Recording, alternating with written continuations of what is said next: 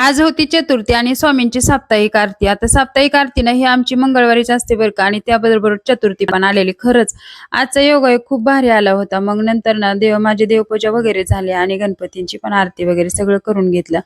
आणि नंतर माझी बहीण आली होती. मग ह्या गोडीलेलं मी आणायला गेले होते. तर असाच आमचा वेळ गेला होता. मग दुपारी भूक लागल्यानंतर ना खिचडी वगैरे केली आणि नंतर आज स्वयंपाकाला जरा लवकरच लागले होते. कारण आज मंदिरात गेल्यावरती गणपतीची पण विशेष सेवा होणारच आणि त्याचबरोबर स्वामींची आरती पण. मग घरी यायला तर उशीर होणारच होता. मग स्वयंपाक वगैरे केला आणि नंतर ना मग मी गेले होते आरतीसाठी. आता अगोदर ना मी गणपतीचं दर्शन घेतलं. छान असं दर्शन झालं आणि नंतर ना मग आमची स्वामींची आरती झाली.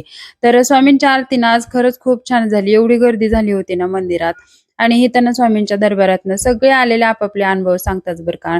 आणि सगळ्यांना हा स्वामींचा अनुभव येतोच आणि ते ऐकून खरंच खूप छान वाटतं. आणि मग घरी आले आणि नंतर ना देवपूजा वगैरे करून घेतली आणि सगळेजण आम्ही जेवायला बसलो होतो. आणि आता नवीन संकल्प आमचा हा 26 मध्ये असेल की जेवताना टीव्ही बंद करून जेवण करायचं. छान अशा गप्पा मारत आमचं सगळ्यांचं इकडे जेवण चाललं.